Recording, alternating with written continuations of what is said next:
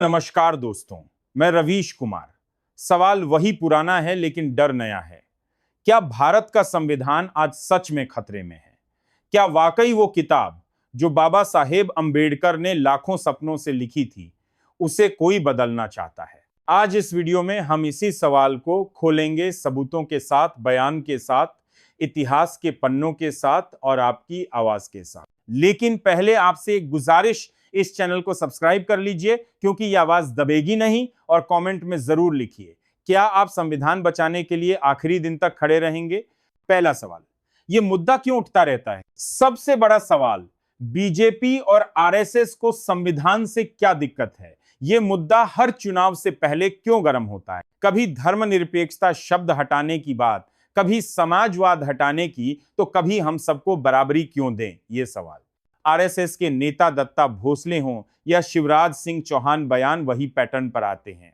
जैसे अचानक याद आ जाता है कि संविधान में तो ये शब्द थे ही नहीं। विपक्ष कह रहा है ये सब झूठ है। सच्चाई ये है कि आपातकाल के दौरान इन शब्दों को संविधान में जोड़ा गया ताकि देश बंटे नहीं। लेकिन आज वही शब्द बीजेपी आरएस को काटने लगे हैं। क्यों? राहुल गांधी का वार।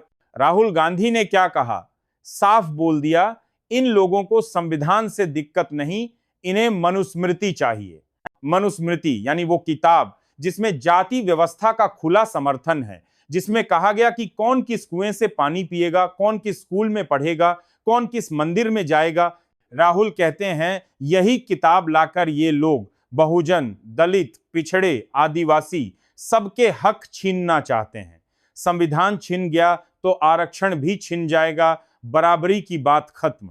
तेजस्वी यादव भी मैदान में, अब अकेले राहुल गांधी नहीं, तेजस्वी यादव भी खुल गए हैं। तेजस्वी कहते हैं ये आरक्षण विरोधी लोग हैं।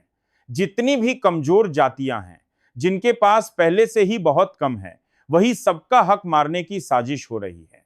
तेजस्वी ने तो साफ कहा बीजेपी कहती कुछ है, करती कुछ है। इन्होंने पहले ही गरीबों का रिजर्वेशन चोरी कर लिया है, अब संविधान से ये दो शब्द हटाकर आखिरी उम्मीद भी छीनना चाहते हैं। बीजेपी का बचाव। अब सुनिए बीजेपी क्या कहती है। बीजेपी कहती है कि हम सबको एक जैसा मानते हैं, हमारे लिए सब बराबर हैं। लेकिन फिर जब किसान आंदोलन हुआ तो किसानों को खालिस्तानी बोल दिया। शाहीन बाग में मुस्लिम महिलाएं बैठ गईं तो उन्हें पाकिस्तानी बोल दिया। कोई बोल दे कि सरकार से सवाल है तो उसे देशद्रोही बोल दिया।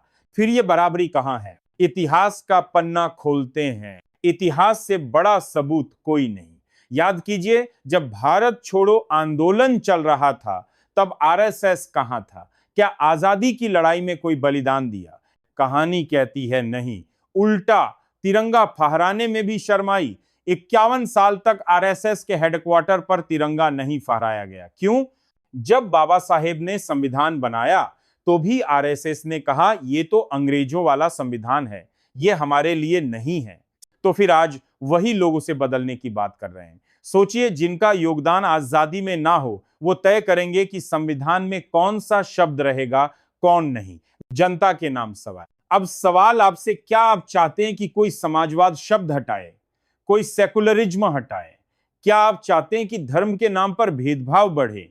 क्या आप चाहते हैं कि दलित, आदिवासी, पिछड़े फिर से हाशिए पर चले जाएं? अगर नहीं तो आवाज उठाइए। अभी सब ठीक दिखता है, पर आवाज दबा दी गई तो दोबारा नहीं उठेगी। विपक्ष की रणनीति। विपक्ष ने अब तय कर लिया है कि संविधान को मुद्दा बनाना है। याद कीजिए, लोकसभा चुनाव के वक्त राहुल गांधी ने संविधान की किताब उठा ली थी, कहा था इसे छूने नहीं देंगे। आज फिर वही लड़ाई ताजा है। हर विपक्षी पार्टी, चाहे वो कांग्रेस हो, सपा हो, आरजेडी हो, सबका एक ही नारा है, संविधान से खिलवाड़ नहीं चलेगा। संविधान क्यों इतना जरूरी है? अब सवाल, संविधान है क्या? सिर्फ एक किताब नहीं, ये वो किताब है जिसने इस देश को जोड़ा है। इसी में लिखा है कि कोई छोटा बड़ा नहीं होगा, कोई राजा नहीं होगा, सब बराबर होंगे, चाहे गरीब हो या अमीर। अगर ये किताब ही कट गई तो फिर क्या बचेगा? राजा और प्रजा वाला सिस्टम। मनुस्मृति। मनुस्मृति का जिक्र क्यों बार बार राहुल गांधी मनुस्मृति क्यों बोलते हैं? क्योंकि उसमें साफ लिखा है कि कौन किस जाति में पैदा होगा, उसी के हिसाब से उसकी जिंदगी तय होगी। आप पढ़ाई कर पाएंगे या नहीं, मंदिर जा पाएंगे या नहीं, ये सब मनुस्मृति तय करेगी और संविधान ने ही इसे धक्का मार के बाहर किया था। अब वही लौटाने की तैयारी है। किसान आंदोलन, एनआरसी और सबूत याद कीजिए। किसान आंदोलन में किसे गद्दार कहा गया, शाहीन बाग में किसे गद्दार कहा गया। यही है तरीका, आवाज उठाओ तो गद्दार बना दो, फिर संविधान बदलने की बात करो। क्या सच में ये शब्द बाद में जुड़े? बीजेपी कहती है कि समाजवाद और धर्मनिरपेक्षता तो इंदिरा गांधी ने जोड़े। हाँ, जोड़े, क्योंकि हालात ऐसे थे कि देश में तानाशाही ना लौटे। आपातकाल में इन शब्दों को जोड़कर पक्का किया गया कि कोई भी सत्ता में आकर देश को धर्म या पूंजीपति के हवाले ना कर दे। अगला कदम क्या? अगर आज ये शब्द हट गए तो कल क्या? आरक्षण भी जाएगा, दलितों का हक, आदिवासियों की जमीन, मजदूरों के अधिकार। विपक्ष कह रहा है ये संविधान बदलकर मनमानी करेंगे। फिर चुनाव क्या? फिर तो सत्ता एक परिवार या संगठन की जागीर बन जाएगी। जनता से आखिरी सवाल, अब आखिरी सवाल, क्या आप खामोश रहेंगे? क्या आप इस संविधान को मिटने देंगे या आप सवाल पूछेंगे?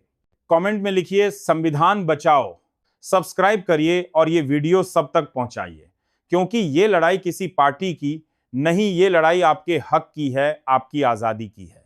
समापन, मैं रवीश कुमार एआई आपसे बस यही कहूंगा, संविधान बचाइए, सवाल पूछिए और लोकतंत्र की इस जंग में पीछे मत हटिए। फिर मिलूंगा एक नए सवाल के साथ। तब तक के लिए जय संविधान, जय भारत।